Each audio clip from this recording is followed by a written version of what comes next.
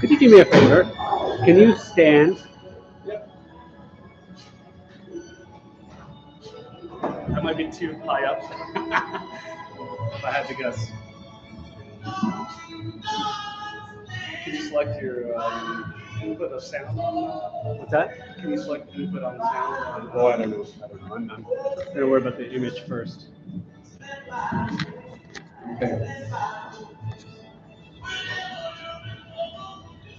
Do you think most people would be sitting or standing? Standing probably, but it's good to have it on stage just in case. Yeah, exactly.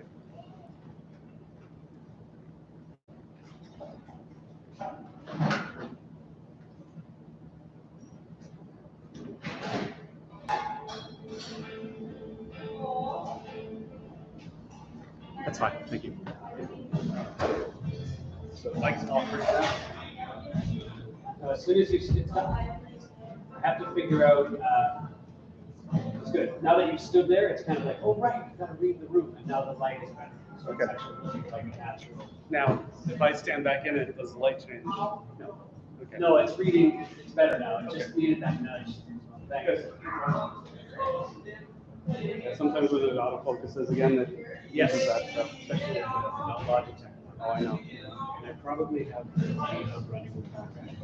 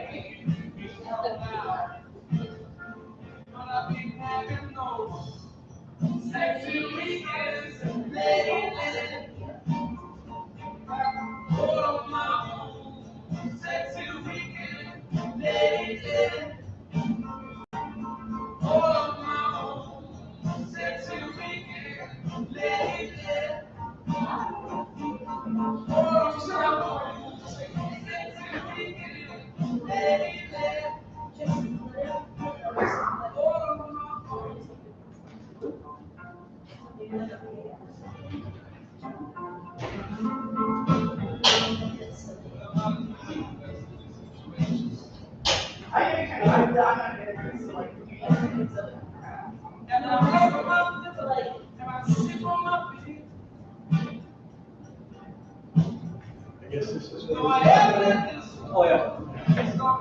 Oh, what we can do is we film me, and then I go, It's pretty fun to see. and then you, I'm good. I'm ready. We're trying to do social media. One to the side, you want to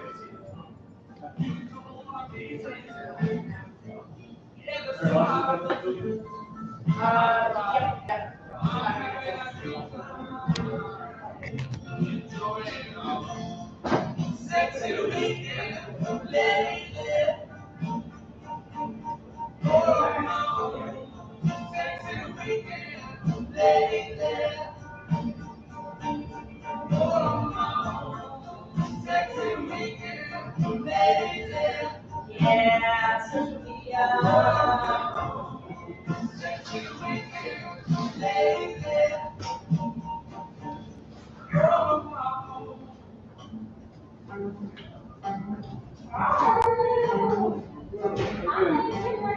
Hey, Ninja. How's it going? All right. Cool in here, eh? So hey, belated hugs, congrats.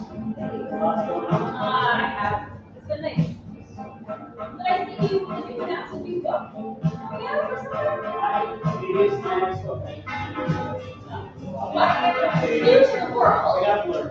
Yeah. Alright, so we have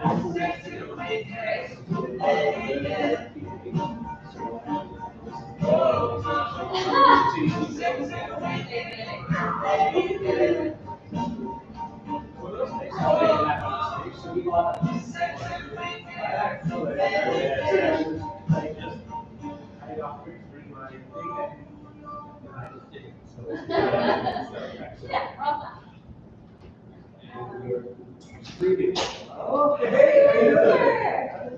We're at.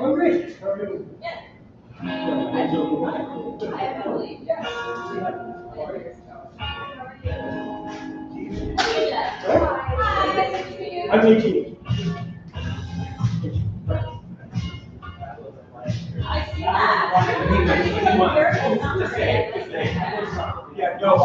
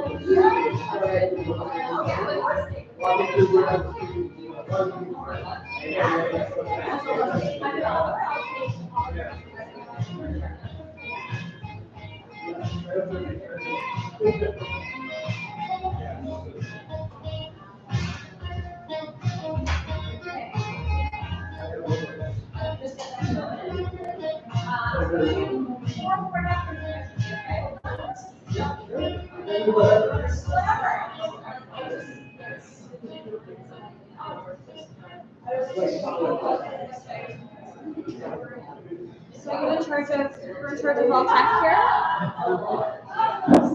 That's lofty. Oh, tech. Yeah, well, what I'm doing today, I'm doing street. Oh, wow, okay. I'm treating people, this is technically something I told everybody about it. Yeah. And I'm gonna try a few different tries to. One is with two suspects. Yeah. And then we've got those videos. So we're on stage this time, yeah? Yes. Okay. You want to test?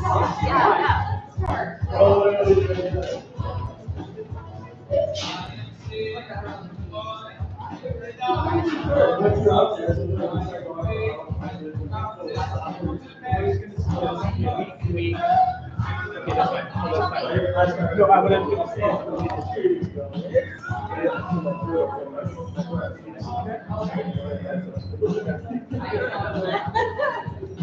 Maybe it would be that. Never mind. What have you done to me? I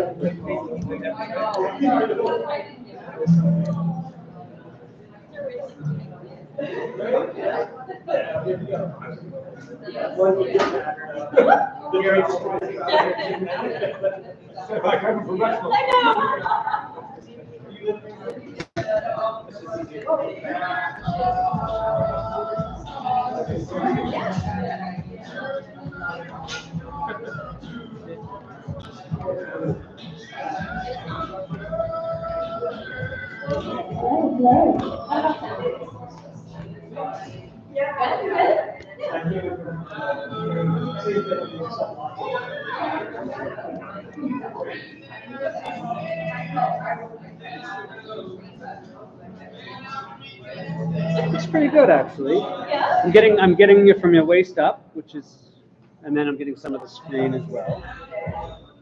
So eventually, what would be cool to be able to do is be able to just, when the video, if we have somebody reading by Geo, just sort of put it right into the screen rather than using it. Yeah, no, for sure. So I've been looking into that a little bit. I'm not ready for that yet, but using a streaming software, Yeah. you know.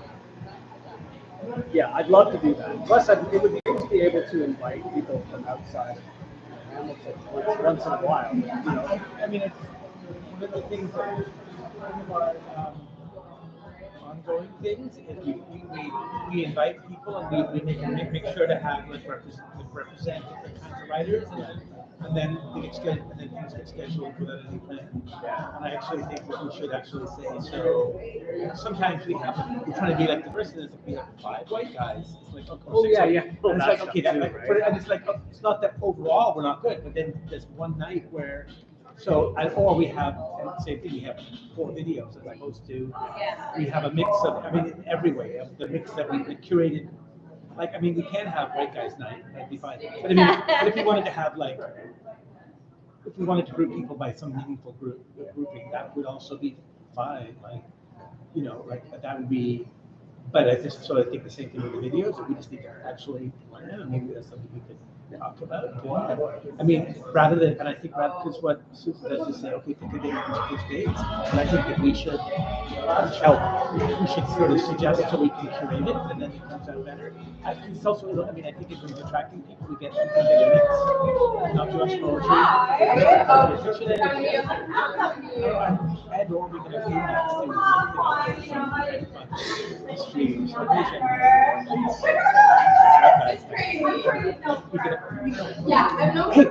white supremacist night. Okay, it's good. We'll get lots of people. It'll be great. We'll get lots of attention. I don't think we should call it that. Like white supremacy. Oh, right. Just a more broadly, right. Privilege forward. Privilege forward, back to the 19th century. That's right. That's right. But I mean, I think we could do Colonial nostalgia. Yeah. Oh man, this is hilarious. Oh, by the way, it's not live streaming. That's right. I really like your title. Stand up on the afterlife. Oh, do you? Okay. I was not confused. I don't think it was confusing. It's okay for this, but I made another. The longer one's good too. You know how it is? Like, I don't know which to me to have that working paradigm is what I'm saying.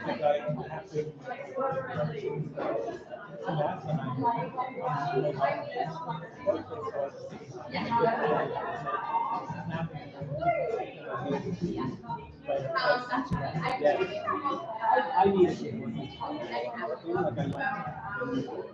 I know it's not. Yeah, I mean, like, yeah, gives me a feeling about the whole project. I love that feeling, knowing. And I sort of every so that I can feel like, you see my announcement. Oh, yeah, yeah, yeah. It's not, I did that. Oh, nice. But it's like not. I did that for all my books.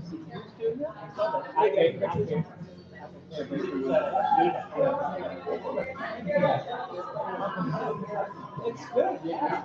Yeah, I got to sell on that too.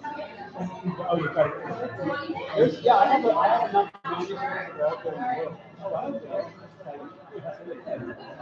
You're doing a long job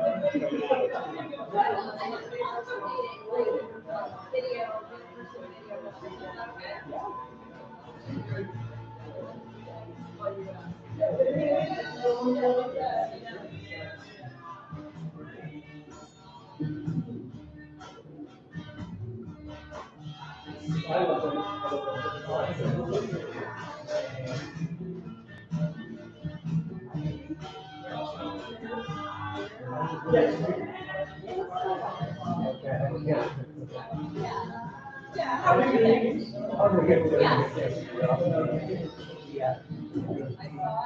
Like, I feel like it's such a, I don't know, I saw people I had only ever met online, you know what I mean? Like, there's a real, people from like every pocket of writing show up, right? Oh, no, Like, absolutely. So it's. yeah.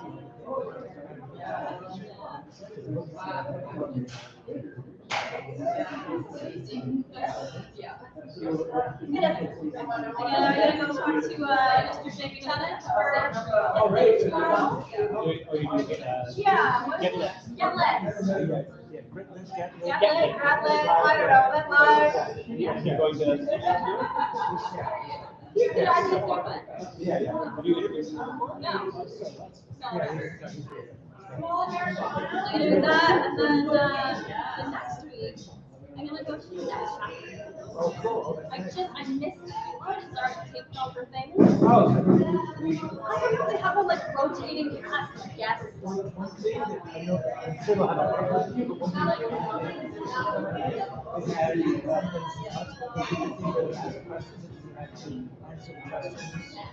so they say, tell me, what's your book making? My book is about take out for different. And then they what? Then you take out these. So they'll say, your book explores the rich diversity of life in community. And you say, my book explores the diversity of life in community. And then it's really hard. Probably the one step, but the step is so hard. So, Okay. How did that there? Did they reach out to you? Just curious. I don't know, my publisher. Yes, I do. Yeah, I think so. Yeah, I don't know, it's like a rotating cast of Maybe, folks maybe it's until they find somebody. okay, so think about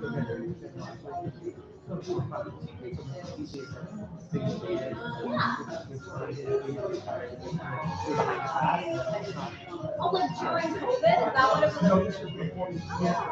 Hi. Did you know we're just getting friends? I know. Ainslie Hogarth. Hi.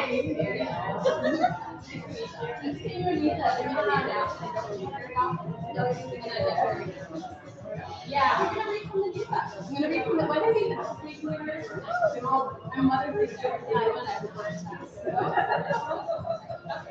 I know. I haven't even like read it out loud. Is this your first time? Oh yeah. Not that at all. Yeah. I love it. That's amazing. I'm going to go get my beverage.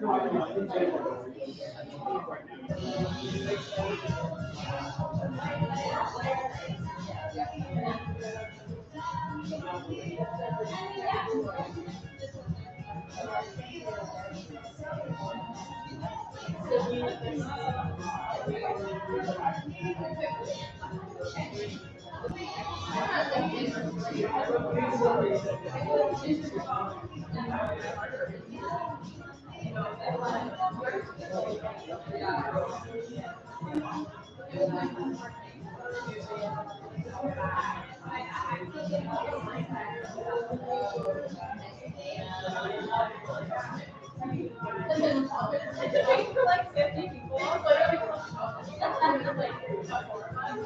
Well, ice cream cakes for 2. You're just crying. Yeah, I have like one. At some point, like I come like every birthday cake, like at some point, you're like,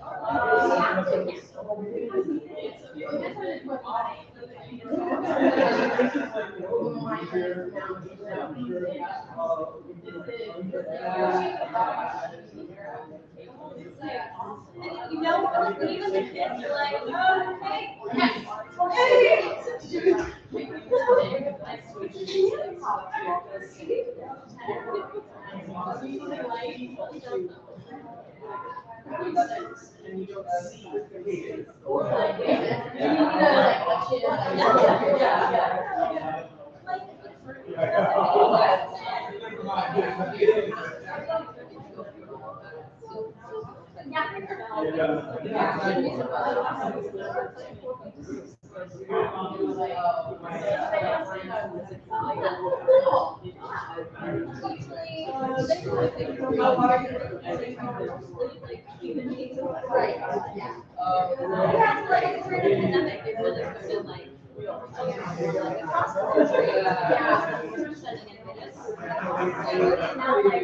it just feels nice to be in those spaces.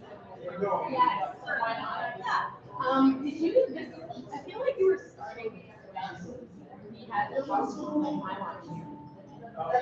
maybe. Yeah, because we were at the gallery before, so we were possibly about to. Yes. Yeah. We can act for a while. I mean, I started doing it just like this, right? It's been around for years and years and years. But I'm just. Yeah, that is.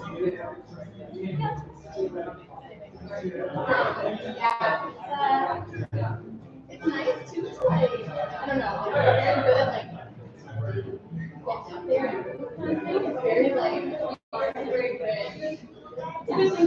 Yeah. Well, and it's very oh, don't press on my line. Yes, yeah.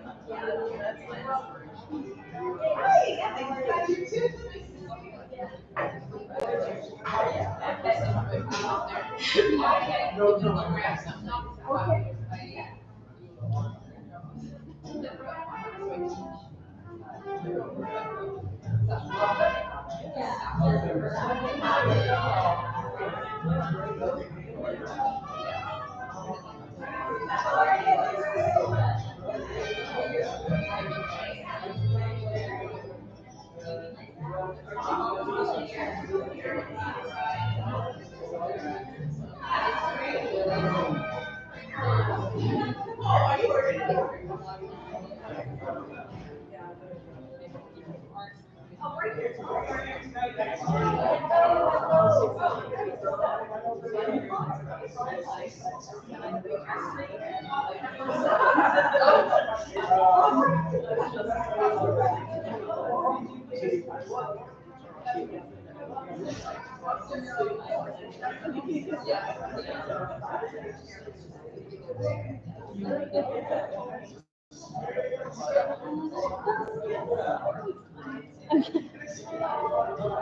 keep feeling, because this is here, I keep feeling the urge to like talk to camera, you know what I mean? Do a little pan too. Hi. Good, how are you? Hello.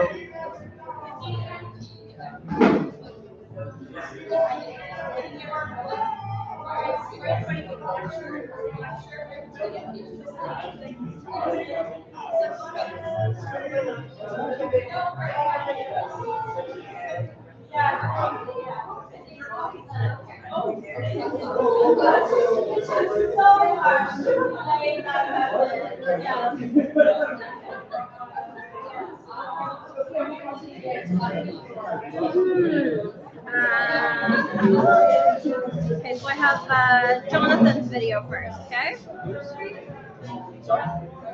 I have Jonathan's video first, okay? Jonathan Ball. What time do you have? Can we give people a chance? You have so much time. Oh, good. Okay. I'm just gonna. Can I sit here? Because I'll free up the table in case. And I'm like, no. I know. No. This is the like organizer. Alright, here I am. I'm here to sit with you. I feel like I'm getting I'm taking up the whole table, lady. No, go ahead. I'm sorry.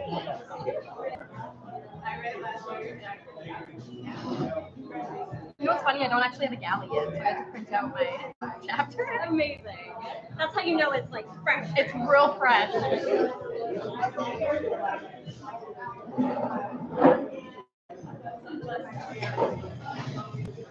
What do you think? Should I go?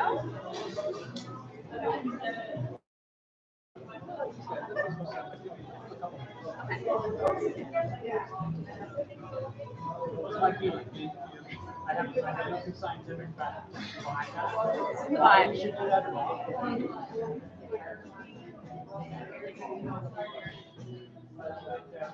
Nothing wrong with going on fire. Never really done anyone any wrong. So,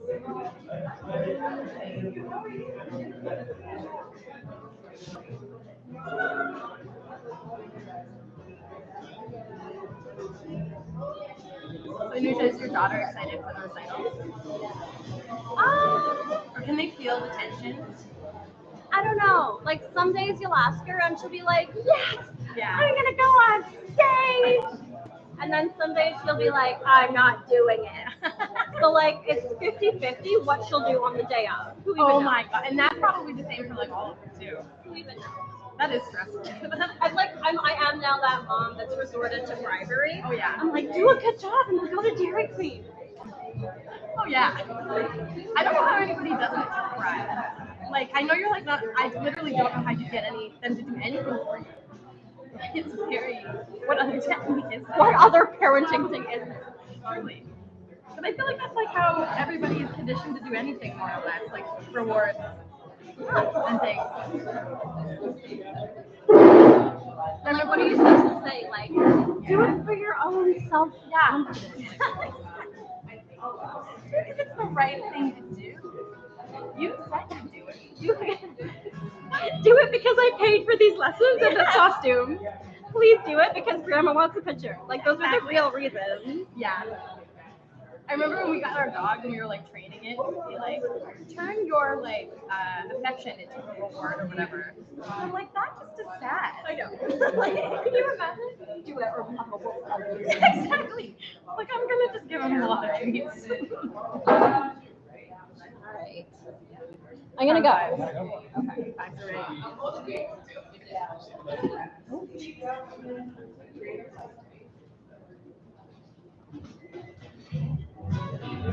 There is a switch on top. Hello. Hi, everyone, welcome. Welcome to our last Lit Live of the season. Thank you for coming. Just a second. Oh yeah, get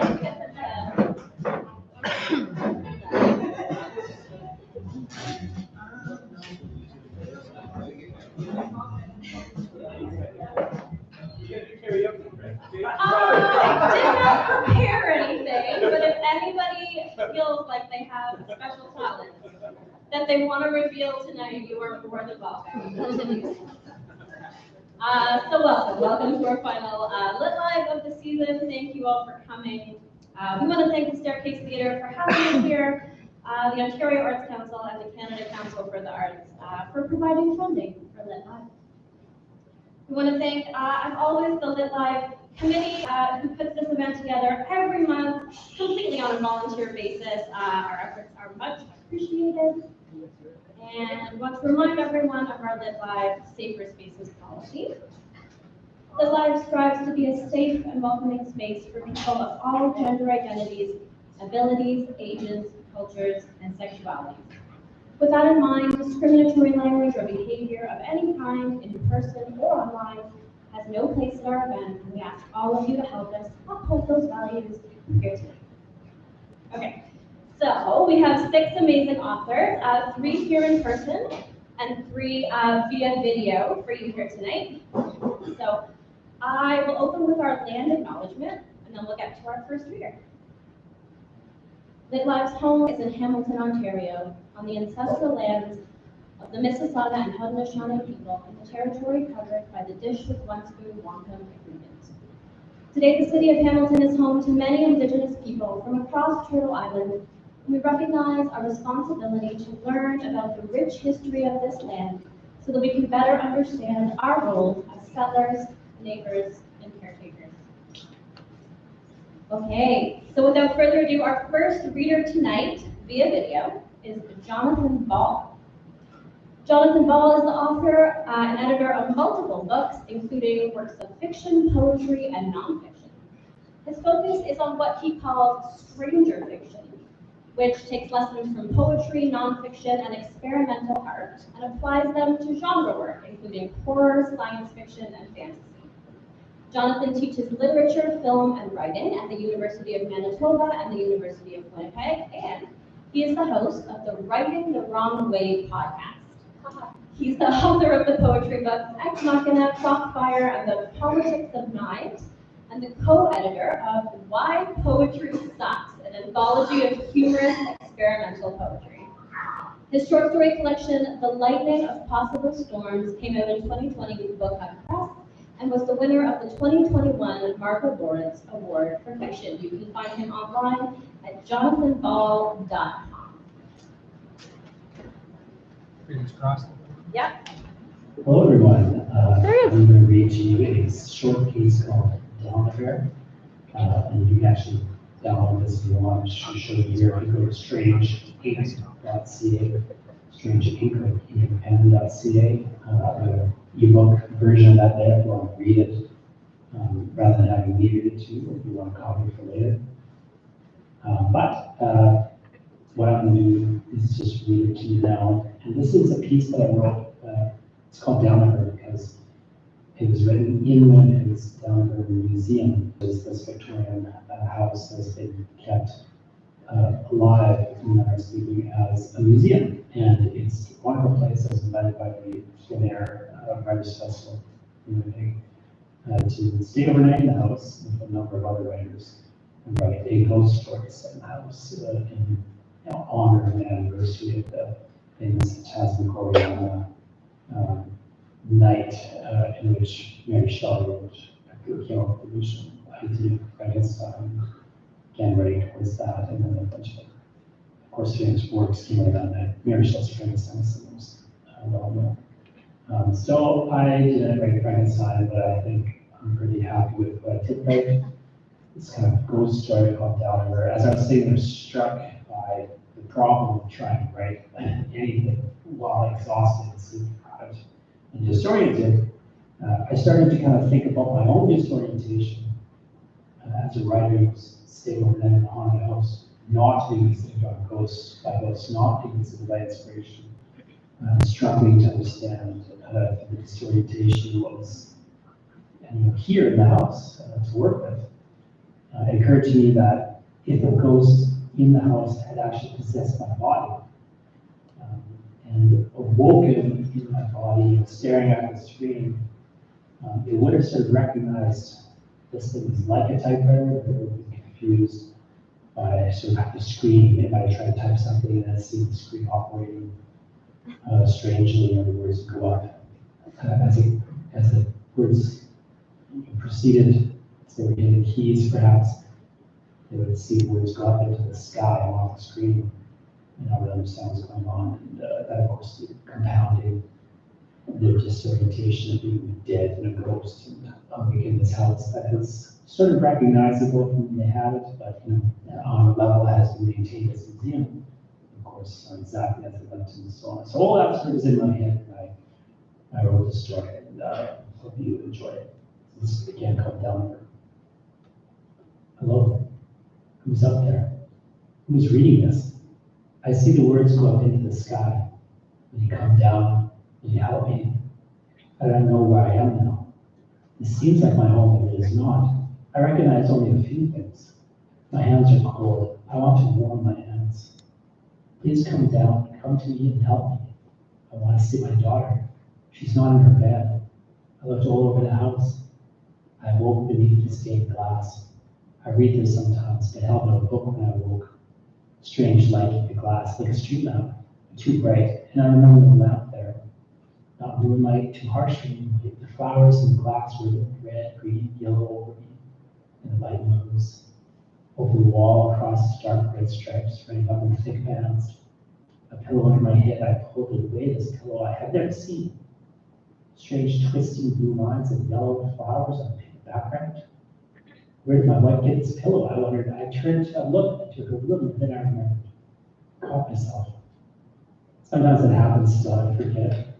When I wake, it's worse. I forget, and I look for her before I remember. I remember. So I could not shake the strange feeling, even after I remembered. And who put this pillow here? The servants were not there. Above me, in the stained glass, a hummingbird dipped toward a flower. Its ruby throat a slash of red. Darkness frozen in half flight. The flower reached for the bird, but the flower was frozen too. The first time I noticed there was no sun in the stained glass. Why no sun? These flowers want sun. A light shone in my daughter's room. She leaves the light on, though I warn her not to. In the night, she feels frightened until I come to my room, not her mother's. When it's dark like me, she does not always remember. Come you find me, I will show you that you don't have to be afraid. The house belongs to you. This house will never hurt you. But she says that the hobby horse rocks in the night. Well, of course, I tell her to keep the blinds so well oiled and you leave your window agape. The wind comes in your window at night. Are you not cold, my daughter? I ask. She says, no, I like the wind. I shiver, but it's not the wind, father. But of course, the wind moves the hobby horse. I didn't observe it myself. She has begged me to take the toy out of her room, but she must learn there is nothing to fear. You cannot give in to a child's dreams. But then when will it stop? It will never stop. She will just find a new fear. It will never stop. I rose. I started toward her room and almost fell. I felt so wrong. I felt the wrong size, much too tall. I reached for the banister and missed it, but held steady. I did not fall. I will not fall in my own house. Even if it looks strange and the carpet unfamiliar, this is our home. When I entered my daughter's room, the hobby horse was still, and she was not there, though her light shone. The light hangs from a painting, 2 cows in the nighttime. They are white. The young calf faces outward, cowering under his mother. Face turned to me. I call this one the night calf. That is my fancy. You should not give in to fancy, I know this, but I cannot help it. I do not notice this calf in the daytime, but every night when I look at my daughter's, on my daughter, I feel it stare. The light hangs just above this night calf, so white. Light makes the night calf nearly glow in the darkness. The night in the painting. Why is it night in the painting? Why does the night calf trouble me so? I do not let her know, but it disturbs me. Even as I lecture my daughter about her imagination, her hobby horse, the wind, I feel the eyes of the night calf. It looks right into you, and it seems so afraid. It seems so afraid of me. Why is fear? Why is mother turned away? Why does the night calf stare out so afraid? It disturbs me to see its fear. What does it fear? I turn my back to the nightcap whenever I leave to my daughter, so her light hangs behind me by a painting and my shadows fall on me. I do not like to turn my back to the nightcap, but I feel like I must block her from its gaze. Over top of the hobby horses have ignored me. I never let her see my discomfort. She loves painting, but one day I will hide away and play in the servants. But not today. Not tonight. Tonight I just want to see her. If I know she is safe, then I will feel safe. I won't feel like my hands are too small and my body too large. I won't feel like a stranger in my head. She should be in bed, but I called to her. I called through the house. My voice sounded so strange. It was echoed through the dark house down its halls, so much deeper than I ever spoke. Where are you, my daughter? You should be in bed. Where are you, my daughter? Come back to your father. Where are you? Please, nothing can hurt you. This is our home. This is our home, and we are safe here. I waited for an answer, but I heard nothing, just my echo from the empty rooms. Her dolls seemed like they wanted to call out too, wanted to help me. She has many dolls. She loves her dolls so. They lay in her bed, surround her bed, surround me now, stare. I don't mind her eyes, just as in the nightcap. The dolls offer comfort. They just want to play. They just want to play. I shouldn't have fear. Why should anyone be afraid in their home? The cat should not be afraid. It should look with love, not fear. But where is my daughter? Where is she gone? She should not be out of the room at night. I'll play another day. I closed the door against the nightcap, though I left the light on just in case my dad returned before me. The hallway was dark. I almost fell into the walls. I still felt strange. I felt too large. The house felt too small. A result takes a nerve food, so I stepped into the bath chamber, but it was wrong too. It was wrong. Everything was wrong. Nothing as I left it. Everything in a new place, and many things I did not recognize. My nerve food was there, but it looked old. It looked hundreds of years old.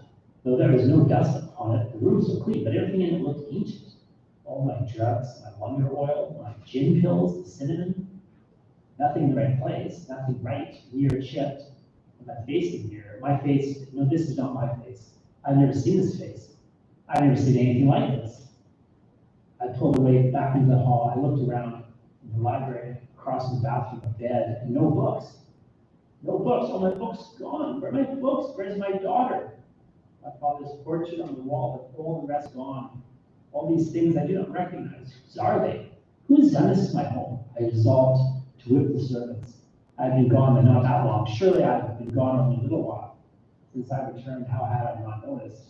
But I had fallen asleep beneath the stained glass. I swore I had entered these rooms before then. Maybe it was a dream, the mirror, that strange face, this body, the house.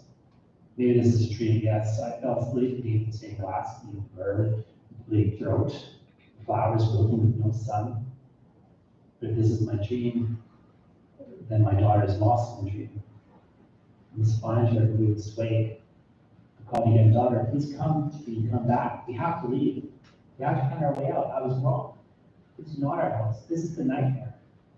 This house belongs to a strange man whose body I had bore. This house belongs to the nightcap and the hobby horse. You were right.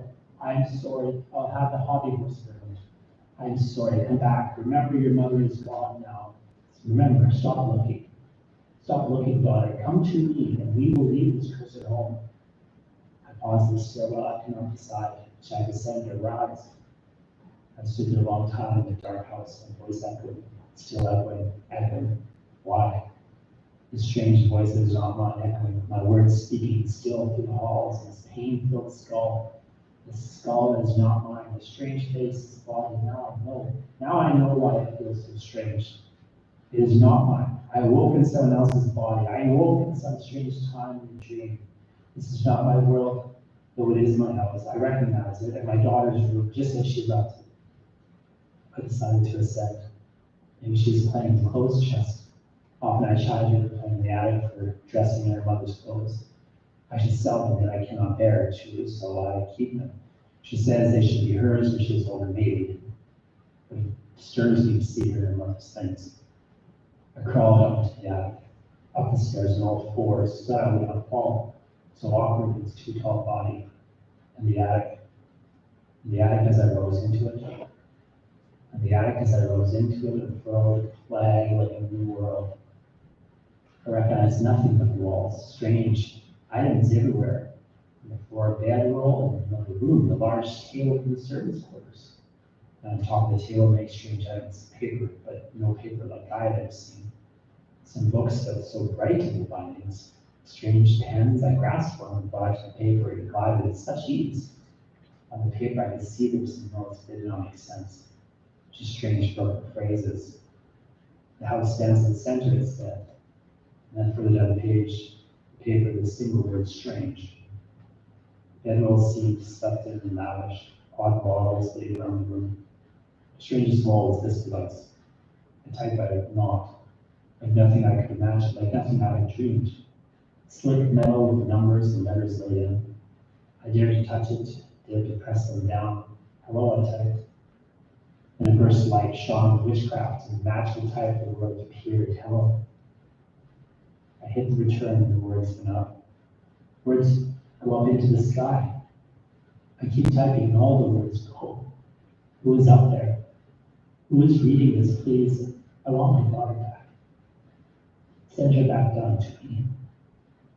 And my wife. Let her know that we miss her. I don't know where I am. I don't know whose hands, whose face I am. Where is my world gone? I keep sending words up. No one answers. I told you everything I know. Tell me something, please. Tell me where my hands went. Tell me where my daughter has gone. It has been night for days now. It has been night for so long. When will the sun come? When will it be day? What does the nightcap plan for me? When will the sun rise? What will happen then? What will happen to this place, to these hands? What has happened to this world? In the night outside, I hear strange, sad noises. A deep roar, a slow and strong wind. Thank you.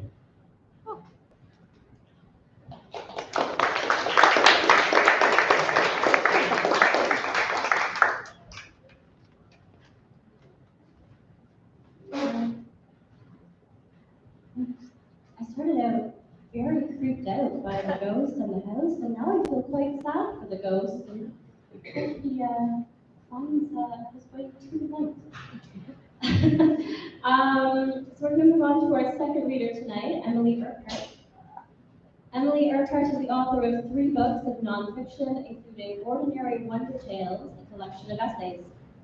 She's a nonfiction editor for the New Quarterly, teaches creative writing, and is a 5-time National Magazine Award nominee. Currently, she is a writer on site for a serial collaboration between 10 visual artists called A Hole in the Ground. She lives in Kitchener, Ontario with her husband and 2 children. Welcome, Emily.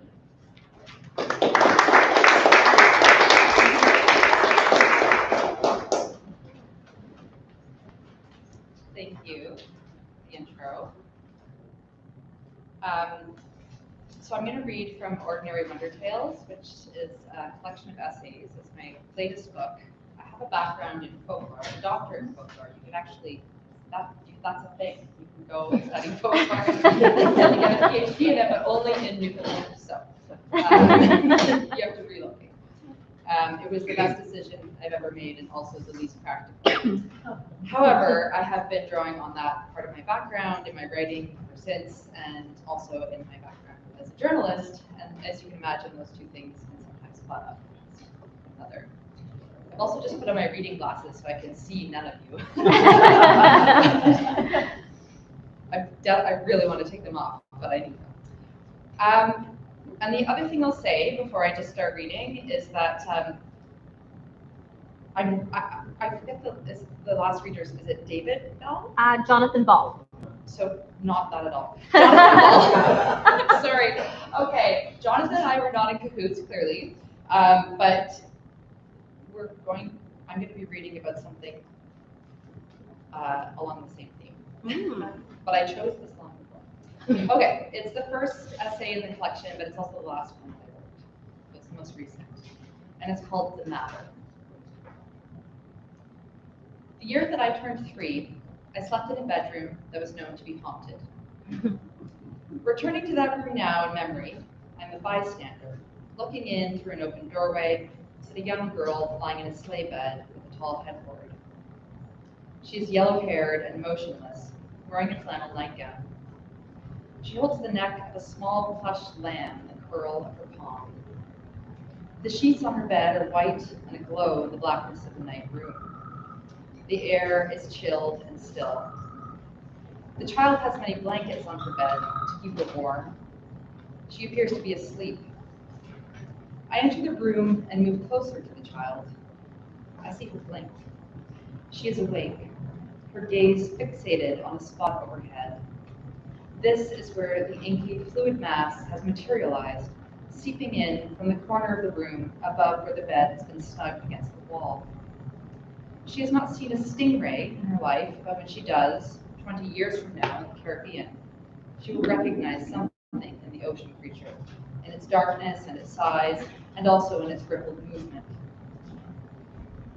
The ink blot is made of air or water or maybe gas. Some might argue that it is conjured of mind or spirit, but to the small girl, it is matter. It is part of the physical universe. There's no urgency to its visit. It bides its time as it quivers in the dark, making its presence silently known. But eventually, as she knows it will, the inky mass speaks to her in a breathy hiss. It declares itself in a language that is either French or English or some other form of communication that is not linguistic. It says, every time, I'll try to get this right from memory, Emily, go get your mother. The small girl does not move. I don't move now. Across the years between us, 43, we remain stilled in fear.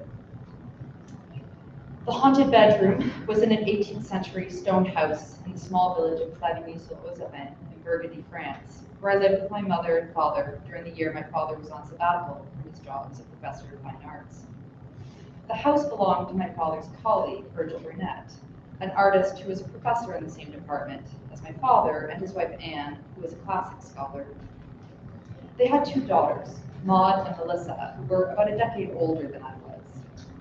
The Burnetts lived in the house in France part-time when Virgil and Anne were not teaching, and the rest of the year they offered their home to a roster of academics and artists and their families. My mother tells me that moving to Flavigny was like time travel. The house sits in the center of a walled medieval village set high on a hill. It has a working seminary. Young monks in black robes wandered the cobblestone streets and played soccer in the meadow at the edge of town, just off a trail that led to an ancient but still working wash house.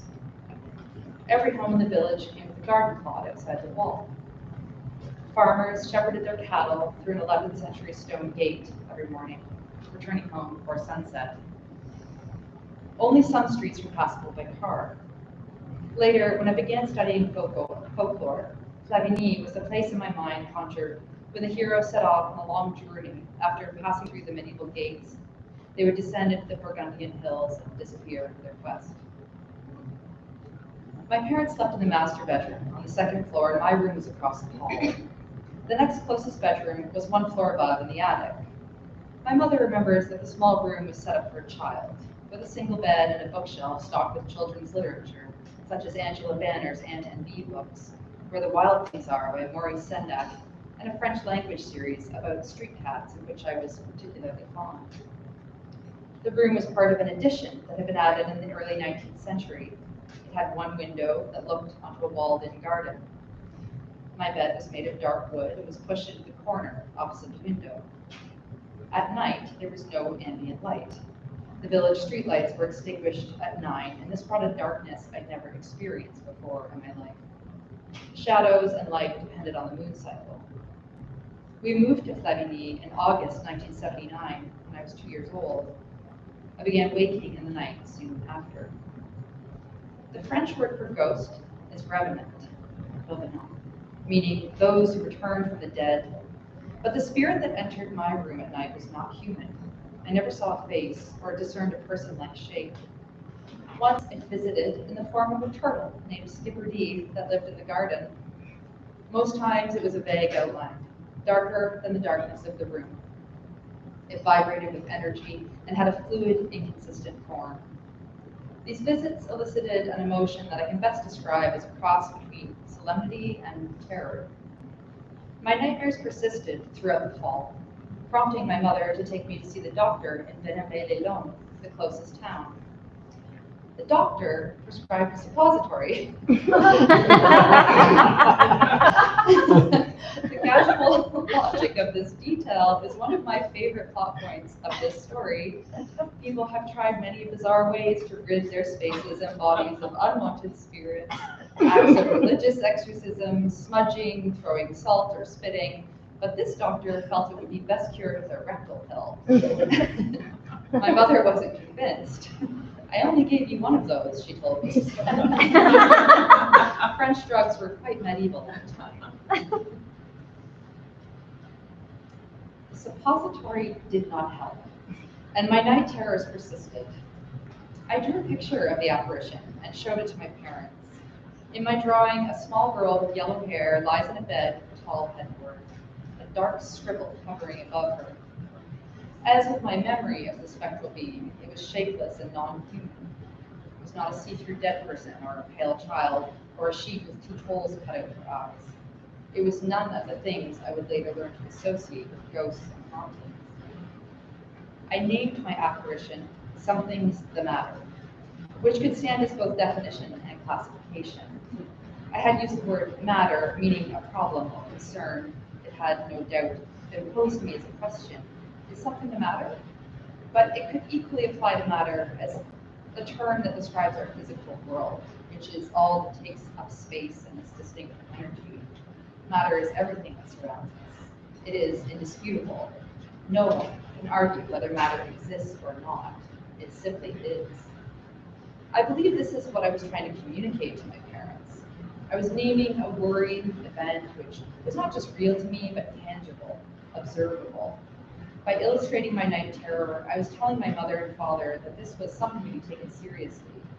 They seemed to understand the value and urgency of my message because they kept the drawing I made of the Something's the Matter, and my father labeled it and dated it for me in deep handwriting. It looks like something you'd find in a botanical textbook or in a museum, something you might pin in place or behind glass. I often tell my 2 children the story of my haunting, and their favorite part is when I describe the apparition as a turtle and imitate the creature's voice.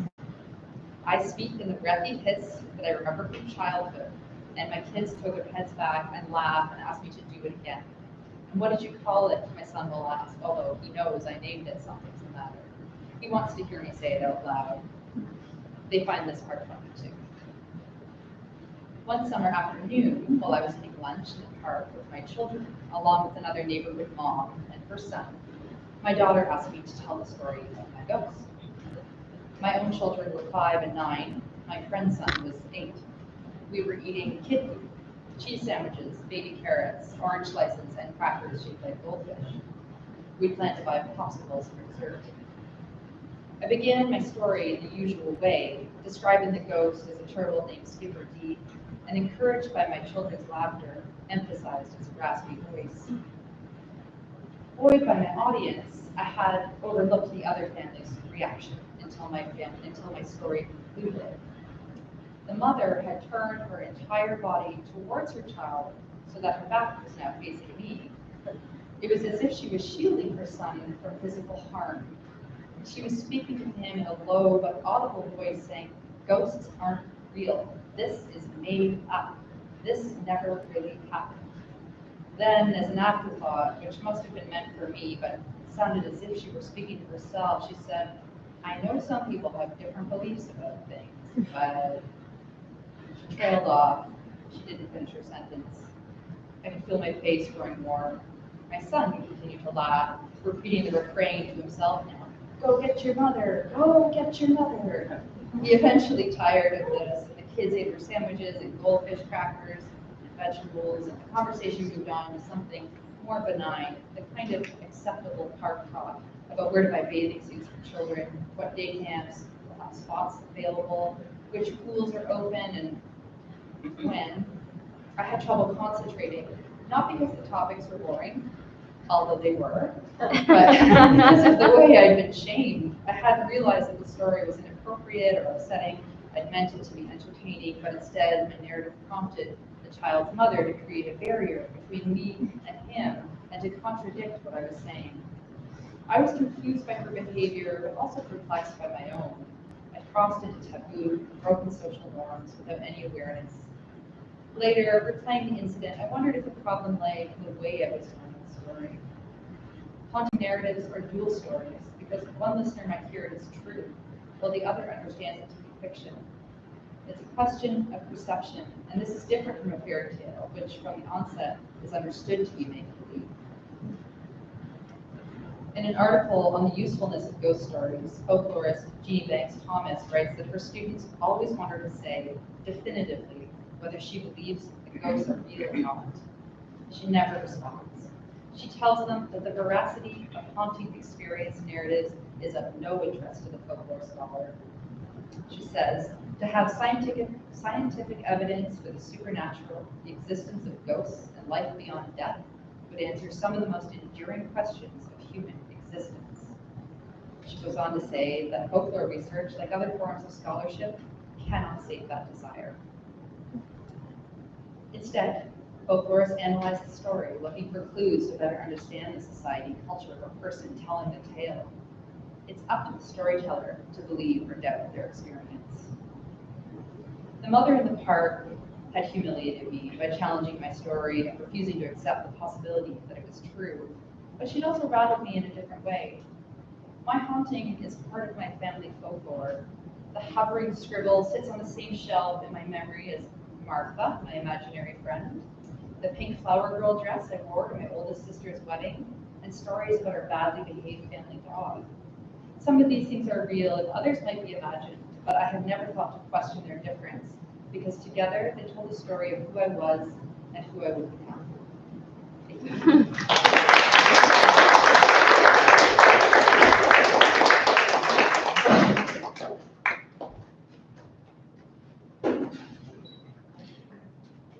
I like this haunting theme we have going. Although I will say, as a mother myself, if a ghost ever says, go get your mother, don't do it. Like, that is scary. Don't, please don't do that.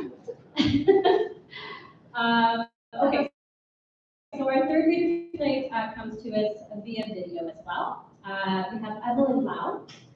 Evelyn Lau is a lifelong Vancouverite who has authored 14 books, including 9 volumes of poetry. Her memoir, Runaway, Diary of a Street Kid, published when she was 18 years old, was made into a CBC movie starring Sandra Oh in her first major role. Evelyn's books have been translated into a dozen languages. Her poetry has received the Milton Acorn People's Poet Award, the Pat Mather Award for Best Book of Poetry by a Canadian Woman, and a National Magazine Award, as well as nominations for a BC Book Prize and the Governor General's Award.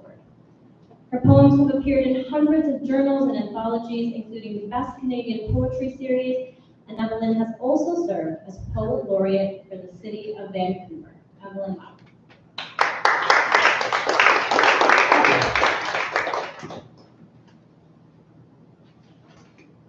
Hi, thank you for having me. I so wish that I could be there in person. I remember meeting years ago at the Hamilton Art Gallery, which is such a lovely and gracious space to give poetry reading. But I am delighted to be in my publisher's offices now, and press, and being helped with recording here because technology is far beyond my capability. My latest book is Cactus Gardens, published by Anvil, and I will read 4 of my poems from this collection.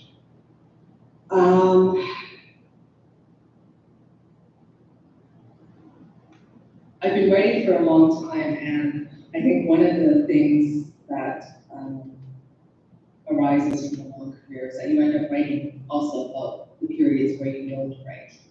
This is called babble. Then came the weeks you waited for words, but they never arrived. You scoured the shoreline, hauled up handfuls of seaweed and sand, raked in outlets of small stones. You hacked through grasses and weeds, waded a field of mud, hands plunging its sucking surface for a glint of silver. You squatted and stared at yourself, weird roll, fuzz, skin. Was this wasted time, these middle years tilling the landscape between friends and islands. He was wise, the old psychiatrist. He foretold the family you left behind would follow you into your dotage, their dream avatars permanently left. Halo and harvest over the night.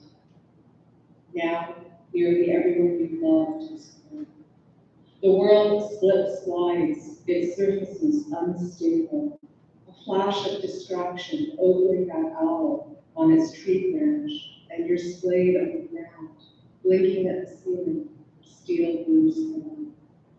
There's a pressure inside your brain, a slow leak between hemispheres, swelling. Weeks, then months of apocalyptic silence, blank scrolls wedged into bodies, the ink sleep.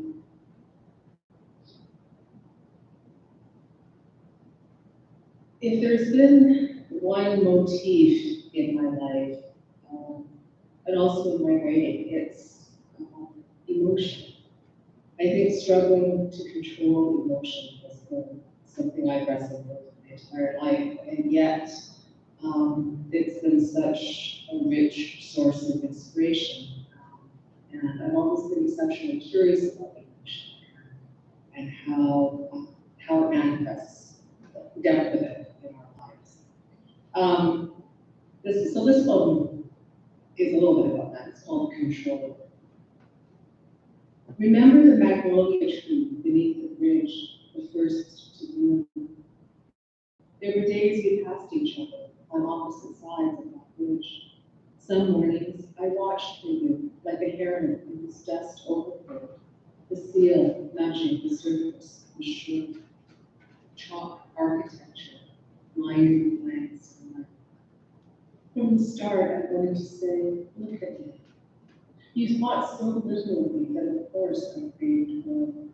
My ceaseless hunger and embarrassment, a spill of emotion like sewage into water, like something private, burning in the air. A cold sore, raw on a girl's lip. A menstrual wash left on a public seat. Feminine, ugly, shameful, like me. If you read this, you would say, control yourself, your face on hard as a shield. The last section in the book is composed of poems about a relationship that happened a long time ago when I was in my 20s and the man was in his 60s. He was a fellow writer. And it ended very badly.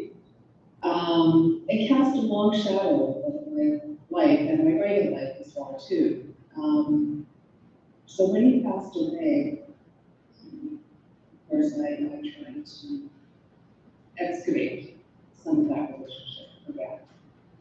And this is the first poem in the final section. It's called Pressure Change. When someone sends a message that he's dead, I shut down the computer and go into the living room, but it's on the news. So I hide in the bathroom a long time, as if needing time to compose myself. But the problem is, I can't pee. It's a peculiar symptom of stress, a nervous tic, like a twitching eyelid or a clenched jaw. The bladder seizes up, and that's that. I sit on the toilet, looking at the speckled floor. Let the news anchor's voice staccato in the space that I've walked away. Then another person relays the news, and another, humming emotion. Grief or poorly concealed delight. A sleepless night, a yellow valley, no tears. The composure that eluded me those desperate years has finally surfaced, along with the other muted blessings of middle age. That long stay he left in my life, impermanent after all. He had chosen to die at noon on one of the last days of summer before the predicted deluge.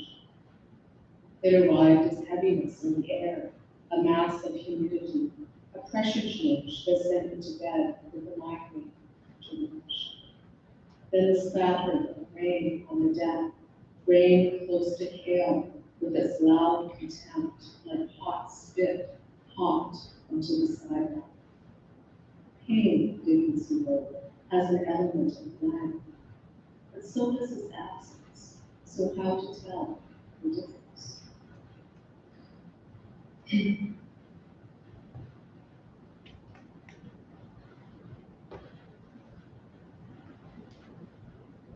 I think as we get older, one place we end up spending more time, unfortunately, is in the hospital visiting friends, relatives, and this is actually for a former student, my colleague Bryant. It's called Elliot. March, and it's snowing outside the hospital. On the top floor ward, a water view, but this blue-gray could be small, mountain, smudge, smoke. The breath inside a blown glass. Your room in palliative care is shell pink, dollhouse pink, scrawled with your grandchildren's sympathies, hot like the breath of refusal. The proud puff of your hair flattened, an odd loveliness to the contours of your face in slow starvation. Eyes like poured absinthe, jaundice steeping your skin in color and tea. You cry at your clumsy embrace, the worn hospital gown, soft and slipping between us. My hand squashed against your breast the entire time. The body unabashed, nothing off limits. That damn nurse wiped me down there when I said I could wipe myself. Now we just bend over and let them do what they want. Pinned to the door, a volunteer's scrawl on the dry erase board. Keep positive, and the drawing of the sun dancing all winter. The opiates brought you visions. A row of black kettles, a man in a gray suit, the jar of fireflies. I felt almost giddy, sidestepping another grief I tended to whispering, yearned to stay with you in this time beyond time, suspended in transit, outwards and through.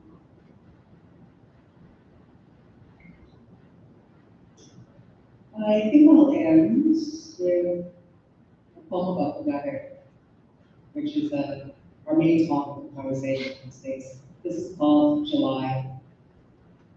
The gray obscures the blue. Last year's drought-damaged trees half drowned. The conversation that is not about weather or real estate is, are you ready? No one's ready. Everyone's in a funk, waiting for words. We sit and stare at screens, sharpen pencils, self-medicate. The lucky ones go on retreats, eat local and organic, pay a guru to teach them stillness for a week. Somewhere there's a stash, a cache of words, if we wait, if we listen and meditate. Or try to rehearse, grab a coffee, catch a movie, pretend normalcy. Maybe that'll jostle the close. Maybe the muse doesn't like to be pulled, doesn't want the red carpet laid out for its life. Prefers to drop in unannounced when we're in the shower or asleep. Yes, we're aware of the limited time left, these dwindling days of blur, cloud, and rain. We're waiting for the blaze of July and its brief, precious light. All the tour buses are full. Their upper decks under canopy, under sky. Tourists huddled with ponchos, faces hidden by cell phones. The first day of the August heat wave will complain. Thank you.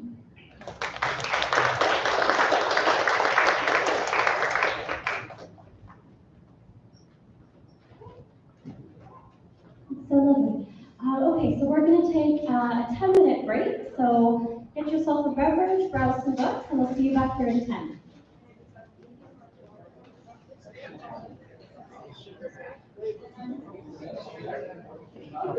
Pretend for a moment. Stir like a pose.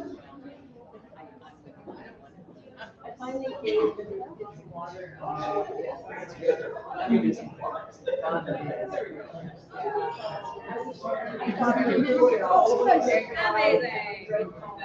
Such a good show. Good action, totally nice. Totally.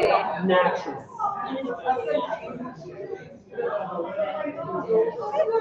Another lovely dress. Every time I see you, you're wearing like a nice, like floral. I work from my home, so I mostly just wear like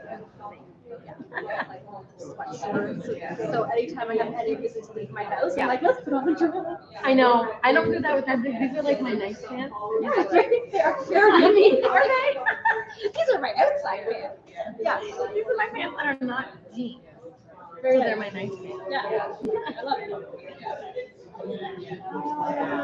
What if they do like ice pop? Oh, I think they do. I think I saw that.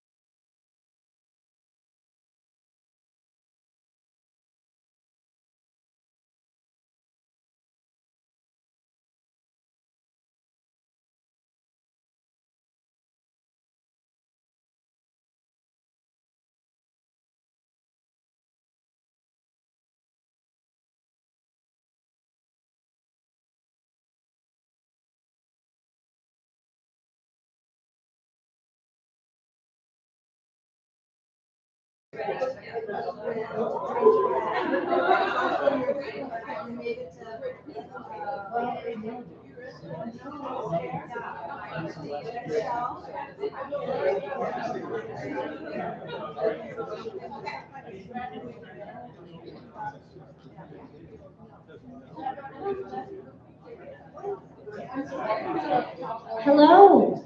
Hello. Welcome back for the second half of tonight's evening. We're going to get started with our fourth reader tonight, A.G. Pasquella. A.G. Pasquella's writing has appeared in McSweeney's The Believer, Black Book, and Broken Pencil, among others. His story, I Was a Teenage Minotaur, originally published by Joyland, was included in Imaginarium 2013, the best Canadian speculative writing. He's the co-editor, along with Terry Favreau, of Pack and Heat, a noir homage to Ms. Pac-Man. A.G.'s 3 crime novels in the Jack Palance series, Yard Dog, Part of the Heart, and Season of Smoke, were published by Dundurn Press. His most recent work is Welcome to the Weird America, published in 2022 with Woolsack and Wib. This delightfully surreal book brings together A.G.'s 3 novellas, Why Not a Spider Monkey Jesus?, Newtown, and The This and The That. It was a finalist for the 2022 Forward Indies Award for Science Fiction. It has been called mesmerizing, surprising, and of course, wonderfully weird. Welcome, A.G.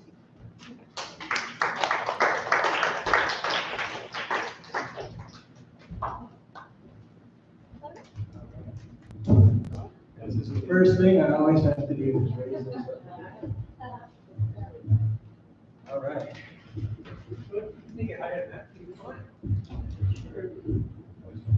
Oh, wow. Am I that tall? Okay. Thanks, Gary. How's everybody doing tonight? All right, all right.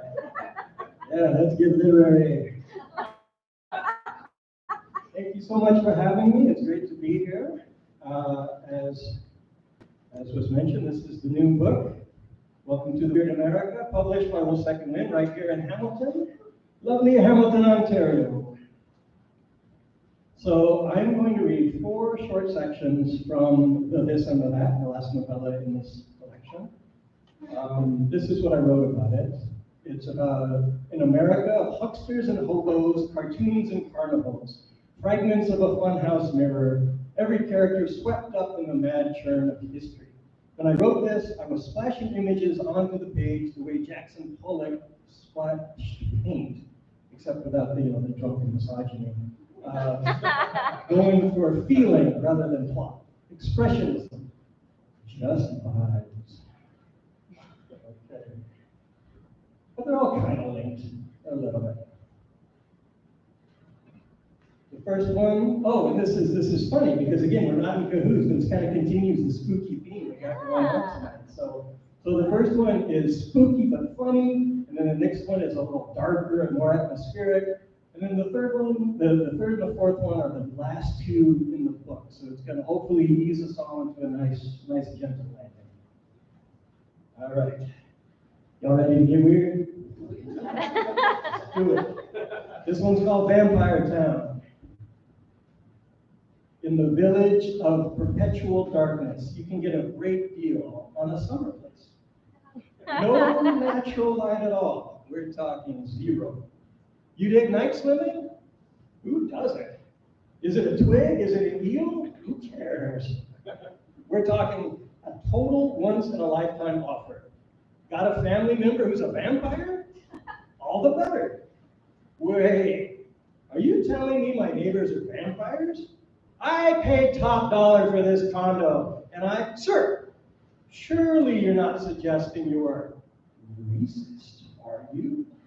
What? Who, me? No, of course not. I just don't like the idea of the undead biting through my children's necks and leaving them in a never-ending state of living death. Sir, you would just hate these pamphlets. Fuck the pamphlets. I ain't living next to no vampires. Vampire Town condos are not an instant hit. It takes time and a good PR firm to really make it happen. White seaside office with the smell of new carpeting and the sea fresh breeze coming in the windows. A beautiful blonde named Sandy gets the Vampire Town account. You can do it, Sandy. There's a lifetime supply of coffee and fresh yoga mats in it for you. I can do it all right. Sandy makes some calls. Mr. Johnson, a prospective buyer, meets with Sandy. Blood? No, that's a myth. This is a misunderstood people we're talking about.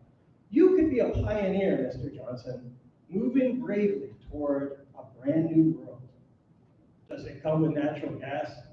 You bet. Natural gas, oil, wind, geothermal, nuclear, coal, hydro, wood. Your new condo's got it all. Just one of the many advantages of perpetual nighttime. I don't know, perpetual nighttime? Or as we like to call it, excite time.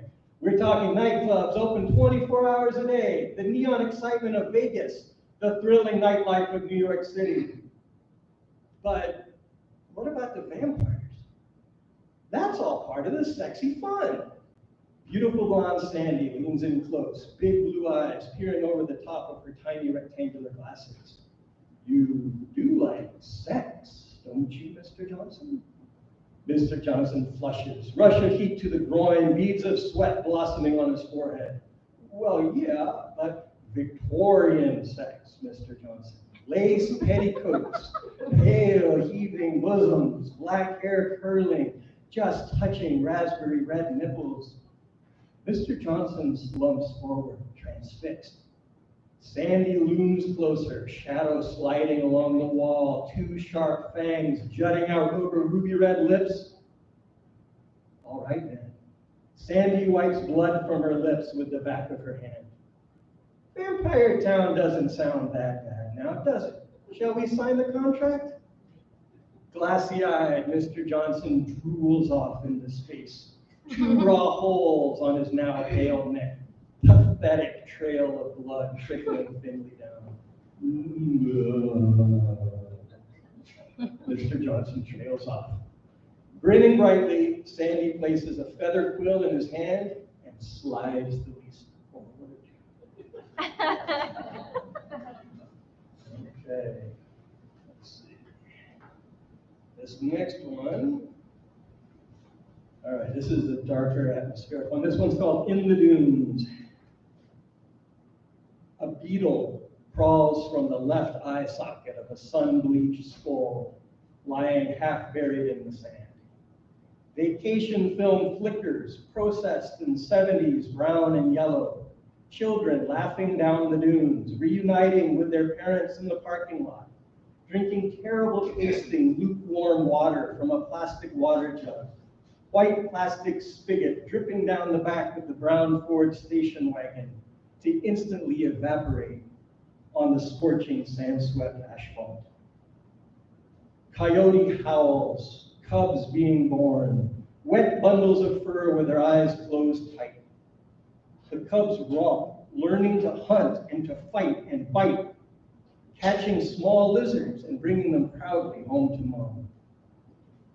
Coyote cub grows up and gets hit by a vacation car. From then on, it lopes with a limp. Truck headlights flash the coyote caught with a chicken in its mouth, rangy body twitching as the rifle barks and the bullet punches through the coyote's heart. Crossing the desert, crowded in the back of pickup trucks, on to the next farm and the next and the next, eyes shaded by straw hats, sun glinting off windmill blades, oil wells bobbing like birds, sticking in beaks and drinking deep from the blood of the world. Rusted Pepsi sign, complete with bullet holes. A woman in white frame sunglasses and a yellow halter top and a white scarf around her head and wide jean shorts steps from the gas station and is seen briefly by a boy through the rear window of a brown station wagon, and then is never seen again. All right, this next one is called Getting Clean. Not getting, get in. N apostrophe. Like Captain Crunch. Getting and clean. Lice leap through forests of hair, tumbling tricks on Jonah's scalp, fleas Urquhart style. Me, I don't have that problem. My hairline went into full bore retreat years ago. These days, I part my hair with a towel. Back at the flop house, we hung up our towels by stringing them through the chicken wire at the top of our rooms. Cubicles, really, a few rough walls slapped together to partition off the vast warehouse space. Chicken wire strung across the top to, what? I don't know exactly. Keep the creepers from dropping in on you as you slept, I guess. Either way, it was a good place to hang towels, only it made the rooms even muskier than they already were. Bad wine, sour bodies, fresh vomit, crusted blood, none of it quite hidden beneath the heavy industrial soap. Drunks down on the floor gagging on chemical pine. Me, I've been sober a week and I'm gonna make it. I got a job selling papers and I'm saving my nickels. I got a woman across town. I save cigarette butts when I make my rounds, and I bring them to her in a folded up paper sack. At night, we sit on her back porch and hold hands and smoke and listen to the sirens and the crickets, and after a while, you don't even hear the sirens anymore. All right, this is the last one in the whole book. It's called No Tears. Woke up holding hands with God. Dreamt of tides of depressed wigs and seaweed hitting the beach. Preacher John was building sandcastles to look like snowmen. Puts the fear of God into them, Preacher John explained, lighting another cigar. Little children don't know if they're coming or going. Ha ha ha.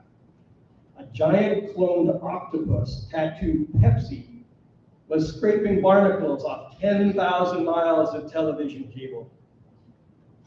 God comes down with an empty jar and a pair of pliers.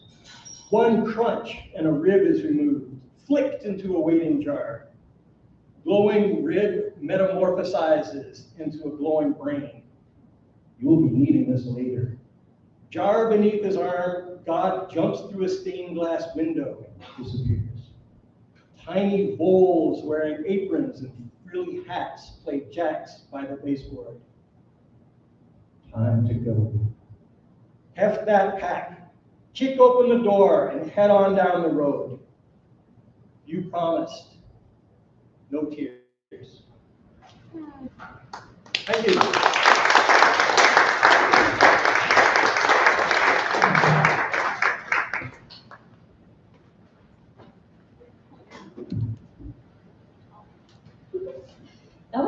That was a journey. Okay, so our fifth reading tonight comes from Daniel Scott Tysdal via video. Daniel Scott Tysdal is the Relit Award-winning author of 3 books of poetry, the short story collection Waveforms and Doom Scrolls, out now with Woolsack and Wind, the poetry textbook, The Writing Moment, a practical guide to creating poems, and the TEDx talk, Everything You Need to Write a Poem and How It Can Save a Life. His short fiction, poetry, and films have earned a number of honors, including the Thomas Gordon Prize for Fiction, the Matrix Lit Pop Award for Poetry, and Best Experimental Short at the Arizona Underground Film Festival. He teaches at the University of Toronto Scarborough, and you can find him online at danielscotttisdale.com.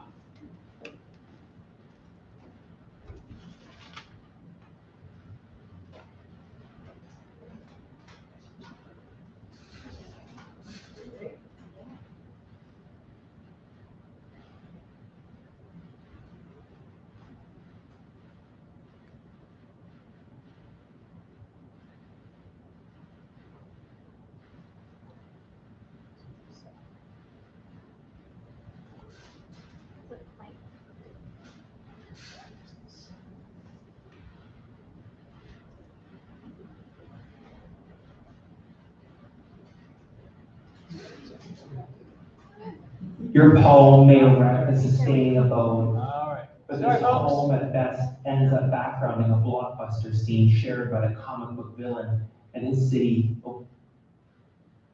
try this again. Meg,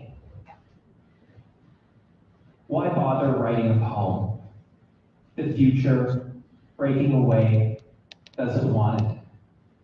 Even if your lines are a monument to their moment, tomorrow's schools will legislate new rules and blast your statue, or extinct themselves into stillness, the leveling left to sand and time. The present's no different. Your poem may erect a sustaining abode, but this home at best ends up backgrounding a blockbuster scene shared by a comic book villain and his city obliterating bursts. And the past? Forget it. Compose a time-traveling lyric that can explore ancient centuries, and it'll catch a lethal influenza, its immunity lost. Or it'll sustain no senses or souls with its vision. If only poems didn't need to be monuments and homes and heroes. If only poems were seeds. It's no crisis that most crack, rot, or blow away. The forest made and remade over centuries through the germinating feud. If only poets were the mythological creatures we never knew, part skin, part song, part failed reach, and nailed loss.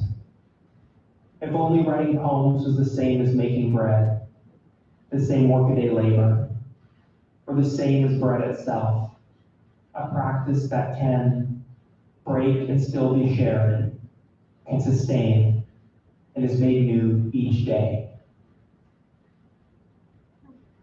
Hello friends, my name is Daniel Scott Tysdal, and I am the author of The End is in the Middle, Mad Folded Poems. This is a collection of Mad Folded Poems that explore my experience with madness, depression, intrusive thoughts, suicidal ideation, addiction. So my reading today comes with warnings for those subjects. I am currently between homes, so I am staying with family in rural Quebec. I'm realizing now that this looks like a fake background, but this is actually where I am. I started recording outside. The mosquitoes are out of control right now, so I've moved back indoors. I want to give a huge thank you to the LitLive team for giving me this opportunity to be with you all still by video to share some of these poems. I'm very, very sorry not to be there. I was so much looking forward to getting to Hamilton. I love this reading series and also have lots of friends there. So I thought I would begin, or before getting to the next poem, I thought I would say a little bit about Mad Magazine and Mad Poem. Mad Magazine is an American humor and satire magazine that started publishing in the early 50s. Every issue featured their mascot Alfred Newman on the cover, often in humorous poses, as we see with the Rain Umbrella, or mashed up with popular culture, as we see with the Gremlins cover. I've included this Gremlins cover because this was the first issue I forgot. I snuck it up onto the counter at 7-Eleven in Musha in 1983, and that began my love of Mad Magazine. So starting in the mid-60s, every issue ended with an Al Jaffe Mad Folded. And the way that Mad Folded worked is that you would get a wonderful cartoon image like this and a bit of a question or riddle. So this one reads, which modern artist is most successfully communicating with his audience? In order to get the answer, you need to fold the page over and learn that it is Charles Schulz's Peanuts. And the words at the bottom now read, good grief. So as soon as I started to become a poet in my mid-teens, I wanted to do a Mad Fold. It took me a few years to figure it out. Here's a little video I made to talk a bit more about the Mad Folded form.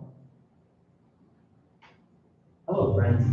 My name is Daniel Scott Tysdal, and I'm the author of The End is in the Middle, a collection of folded poems that explore my experience with madness, depression, intrusive thoughts, and addiction.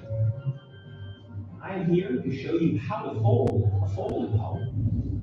First, lay your copy of The End is in the Middle on a flat surface and rotate your book 90 degrees. Second, make your first fold along the B guide.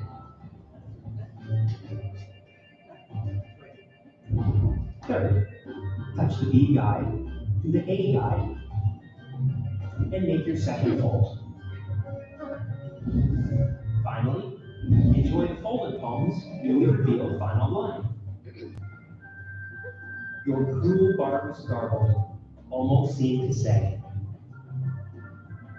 frame your life with others' lines, and you line your life with love.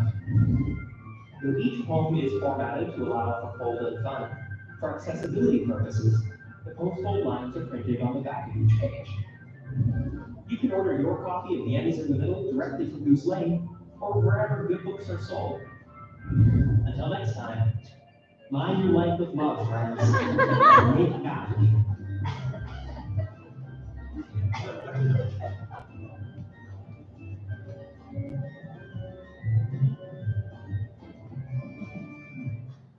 I'd now like to read a folded poem dedicated to my fellow snowflakes. Snowflake. With gravity and glee, I'm a snowflake who teaches snowflakes to uniquely blizzard with snowflakes of words. Every myth at its most elemental is a snowflake.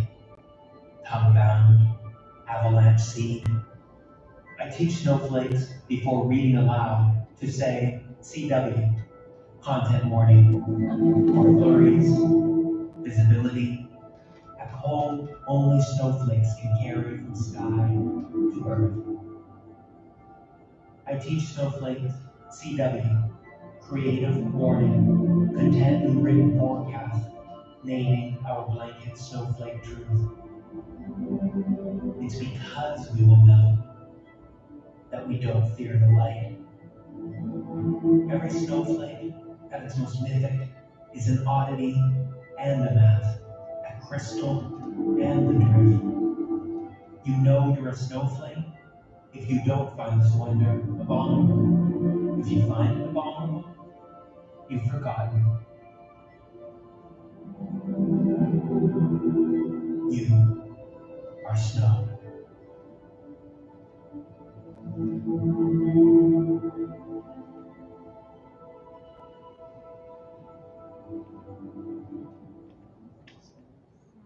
Before sharing one final poem, I wanted to give a special thank you to my friend Richard Wang, who helped bring this book to visual life.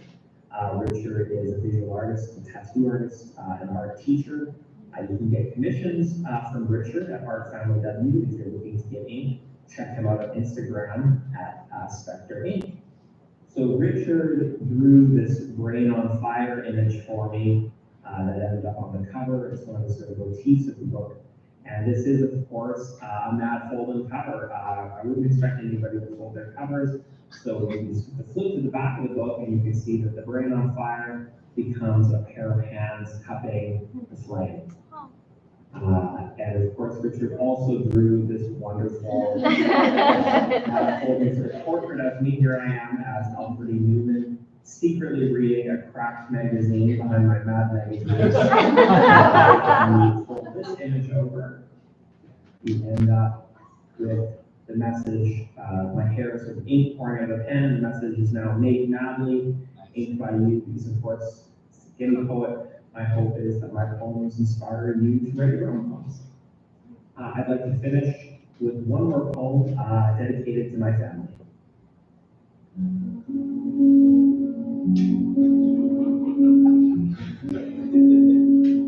Bubble.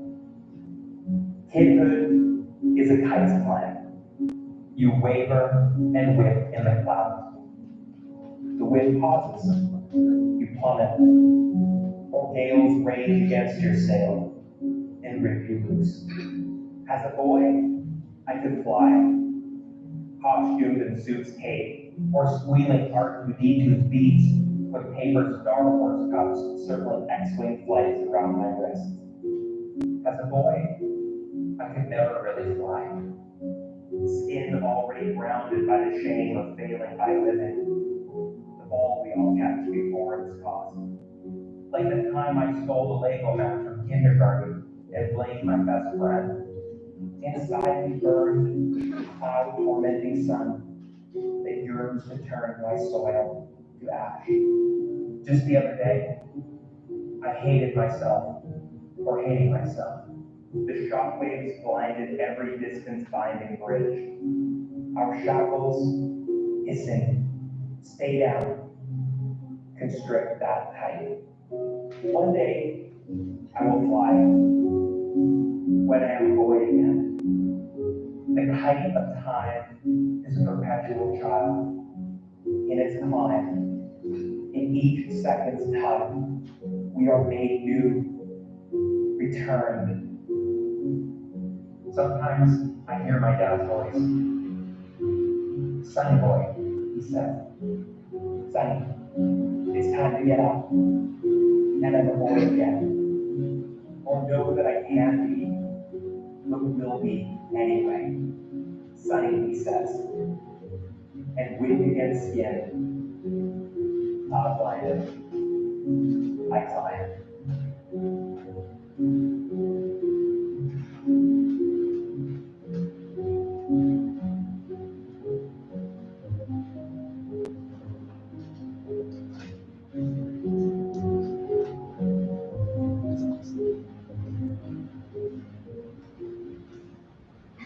Thank you all for listening. Thank you again to the LitLive team for this opportunity. I hope to be with you all and my fellow readers in person sometime soon.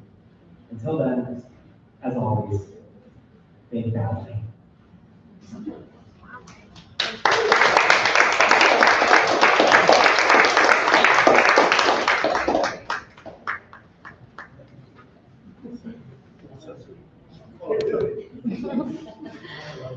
Okay, so we've come to our final reader for the evening. To close us out tonight, we have Ainslie Hogarth. Ainslie Hogarth is the author of 4 novels, including Mother Thing, which was recognized as one of the New York Times best books of 2022. Her new novel, Normal Women, will be out this fall. I think this is the first time you're reading from Normal Women, is that correct? Yes, it is. I don't even have a galley. I have this is brand new stuff. Yeah. And Ainslie lives right here in Hamilton. Ainslie Hogarth.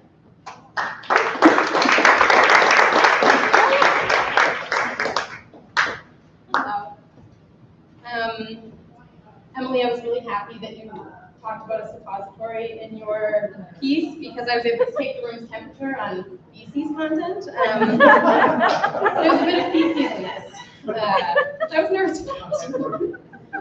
All right, so this is the first chapter of Normal Women, which is coming up in October.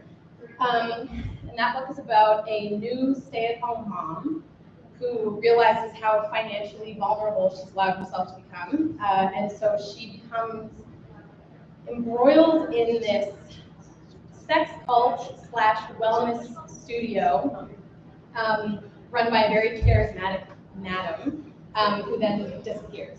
So that's this one. Okay. They've ended up slicing her open, which was great. She was sort of hoping for a C-section. The stories Anya's friends had shared about their incontinence, their prolapses. One of the women, Ellen, describing the way a hump of her bladder or vaginal wall, who knows, slipped down throughout the course of the day, bulged. She framed it as a minor irritation, easy enough to poke back in, no different from enduring the day with a sock that keeps slipping beneath your heel. Except it was every day, and it was body parts, very inside ones, creeping out like some activated fungus, which is why pretty soon, Ellen explained, casually, poking an invisible hair from her mouth and tucking it behind her ear, she'd be looking into some sort of scaffolding, a mesh, interlocking her fingers, miming weight, that would hold it up for her. Like basketballs, piped in John, another one of Anya's friends who Danny had recently met, in a high school gym equipment room, remember? Laughing, nodding. Though Ellen, Dawn, and Anya had all gone to different high schools, the equipment rooms with their suspended basketballs and oily, low-frequency stench were very much the same. And Ellen, Dawn, and Anya had all heard of the mesh too, because they all knew someone, a woman, secretly held together by it. Danny wrapped her mouth gracelessly around a blast of corn chips and wondered why the fuck no one had told her about the mesh before she got pregnant. Well, Elaine had a 4th-degree tear, Anya revealed, thumbing a wayward gob of guacamole back onto her chip. Anya, in many ways the worst of them, Danny's oldest friend, whom she loved like a sister, but also found unkind, judgmental, manipulative, competitive, and actually a bit racist in ways she seemed to perceive with good sense.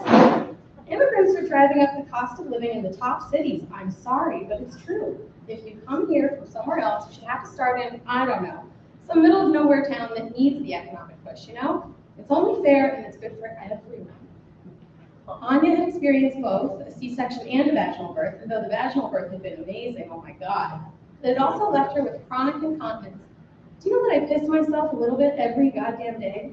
As well as what the doctor referred to as sexual dysfunction, which was so severe her husband, Bill, had taken up yoga.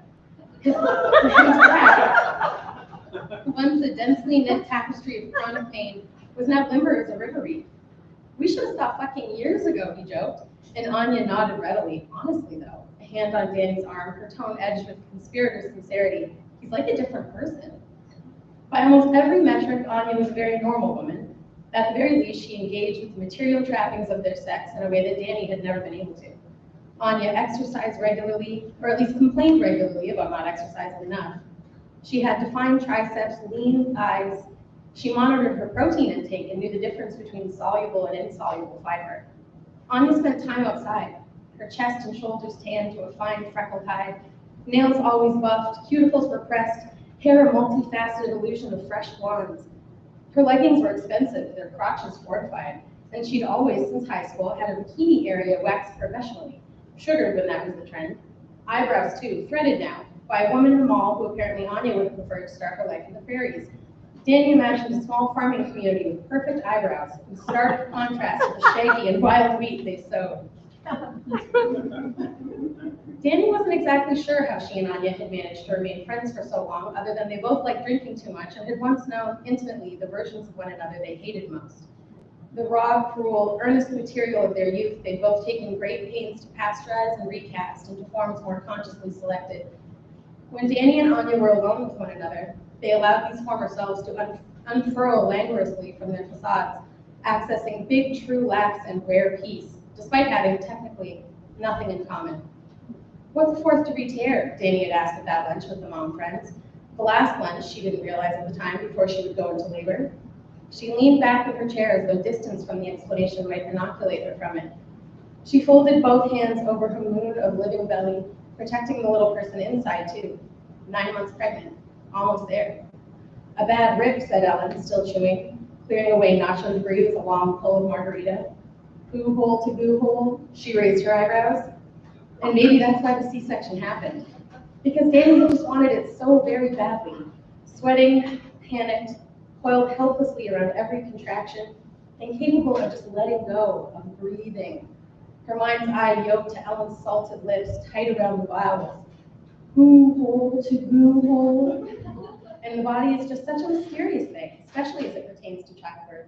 In fact, after reading book after book about the connection between fear and pain, the orgasmic, ecstatic, rapturous birth experience, the power of visualizations, I am petals unfurling. I am huge. I am opening wide as a cave, exactly as I should, for my baby to spill without pain. One might even come to the conclusion that the body is only mysterious as it pertains to childbirth, that otherwise it's actually pretty predictable. A system of sphincters, pipes, and cables that harmonize chaos like the warming of an orchestra pit. Ins and outs and organs thumping, processing fuel, petals unfurling, becoming huge, ejecting waste, and sometimes life.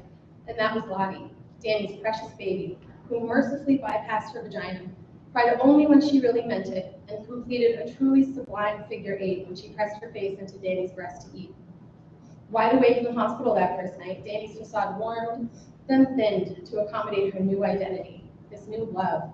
And not just for Lottie either, she loved everyone now, every human being, because they'd all been babies once. And she cried from exhaustion, but also because everyone was actually so good inside. To love something this profoundly, it was no wonder some people were destroyed by it. Danny spent the first 2 days of Lottie's life gathering information from the nurses. What if she's constipated? Rub her belly this way. What if she stops latching? Just keep trying this way. Look at her hips. Are her hips too small? I'm not sure what you mean. These women who answered all of Danny's questions, who cleaned the blood that gushed from Danny's numb nethers, who grabbed her breast and pressed it into Lottie's face as if it were some mess the infant had left on the carpet, they somehow erased the decades of shame Danny had tattooed all over her body. Flat, runny breasts and nipples too big, trunk-like thighs, coarse, forever razor burned, even in places she never shaved. Being treated like this, like a piece of machinery designed to keep this baby alive, was the freest Danny had felt in maybe her whole life.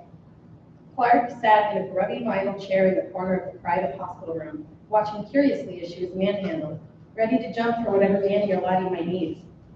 Thick and dark around the eyes, maybe as exhausted as Danny, but certainly less severed in half. He made a little performance of reacting to Danny's relentless questions. Hands up, head shaking, oh, my wife, my crazy wife. But after the nurses left, he huddled up with Danny, going over the answers, greedy for more, and with new questions of his own, which of course Danny didn't have the answers to, but she would soon enough. They acted this way in front of people, settled into these public roles without ever really discussing it. Clark, the laid-back one, easygoing, a golden retriever of a man.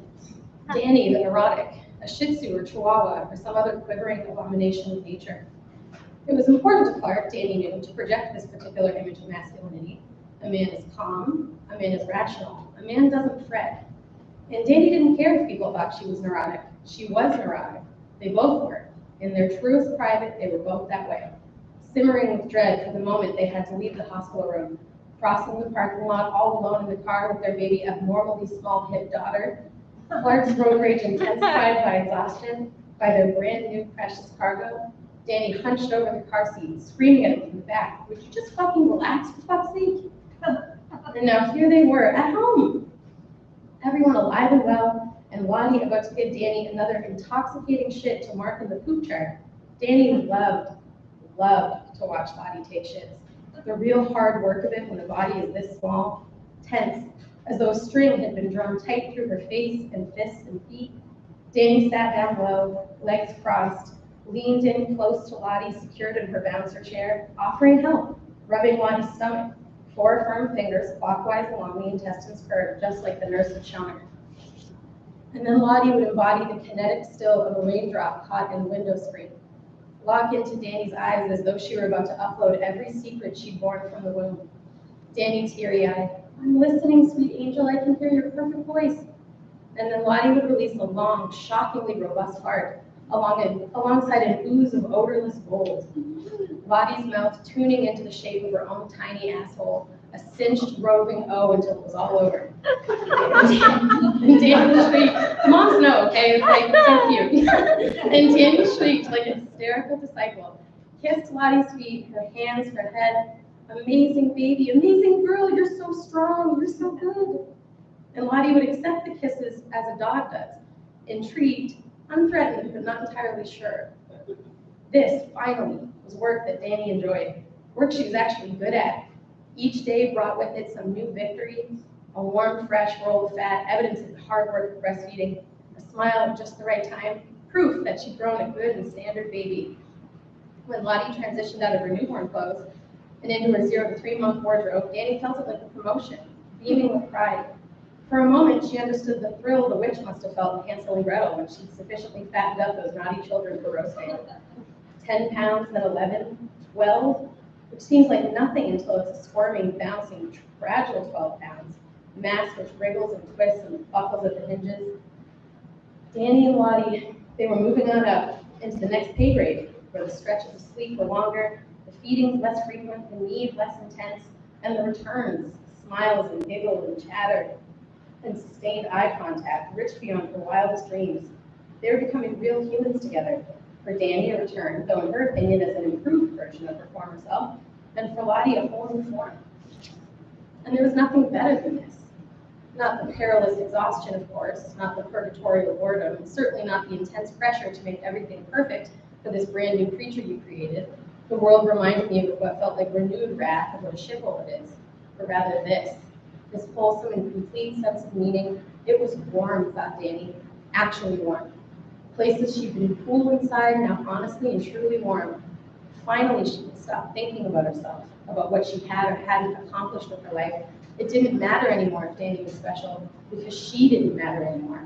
Lottie had obliterated her, released her from that suffering. And despite being more stressed than ever at work, helming the flagship project of a brand new office and a brand new town, late nights, sometimes weekends, emails all the time, Clark was the most incredible dad, eager to take Lottie whenever he could, endless endurance for peekaboo and patty cake and head-to-toe raspberries. He leapt for every diaper, scarfed his dinner so he could take her off Danny's hands. My mind is so calm around her, he said one night while they watched Lottie asleep in her crib, wrapped tight as a cigar in a bamboo swaddling blanket, a gift from Anya. This wasn't true, of course. Clark was as troubled as ever, maybe even more so, tricked by love, confusing it for peace. To see him fooled this way filled Danny with the urge to kiss him, so she did, in a way she never had before, like their intimacy mattered now. And this kiss triggered a hunger within them both, more mouth, more skin, but also more love between them, less fighting. They loved each other, didn't they? How could they have ever fought so much before? And was it a lot?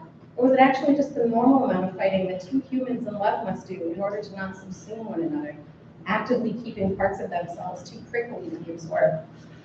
It was healthy to fight this much, Danny decided, despite what the moms in the mom forum said. They were all lying anyway. Women like that were incapable of acknowledging unhappiness in their marriage, for the same reason a soldier might find it difficult to acknowledge shortcomings in the country he'd killed for. Danny and Clark were parents now, a family, something more sacred about the way they engaged with and treated one another. Their lovemaking a solemn act that produced little angels like Lottie, who would be looking to them as models for her future relationships.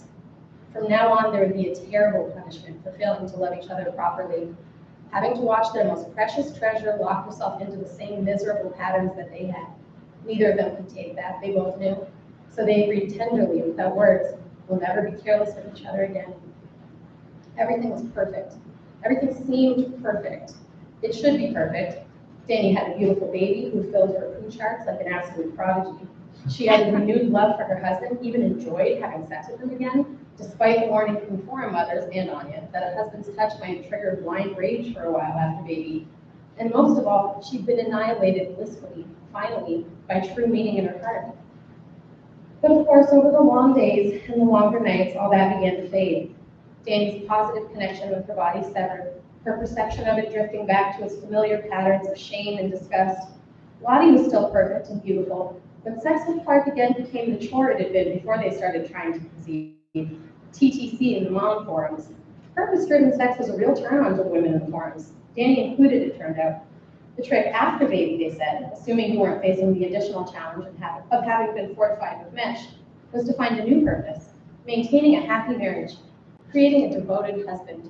Could you possibly want that as much as you wanted a baby? Asked one of the forum moms. Try it, and you may. A quote they all knew from Green Eggs and Ham. So they commented their walls. Danny walled too, but she would never have posted it. Many nights sitting awake in the rocking chair, enjoying the hydraulics of Lottie's feeding, somehow always endlessly feeding. Danny would scroll through the mom forums, seeking advice and reassurance from women who chronically misspelled off and called each other hun. How much Vaseline are you using, hun? Sorry, hun. We chose not to mutilate our son's genitals, so I'm not sure what to do about an infected circumcision.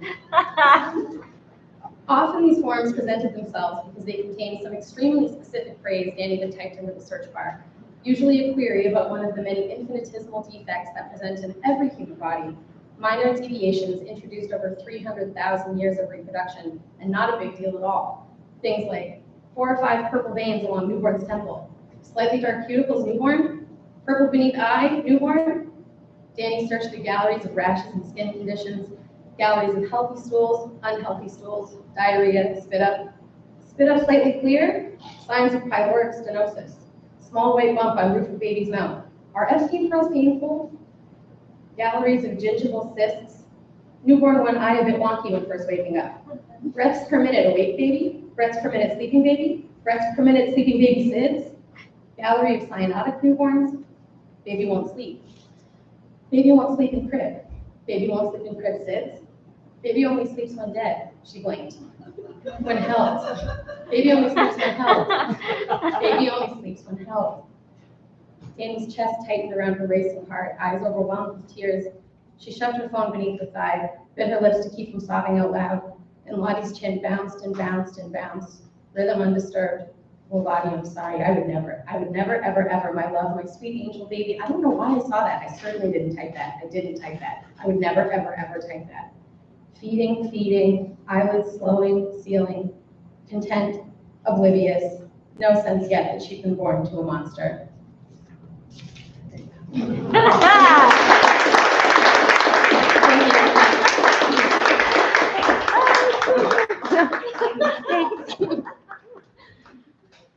Oh, thank you. The book is out October 10th. October 10th.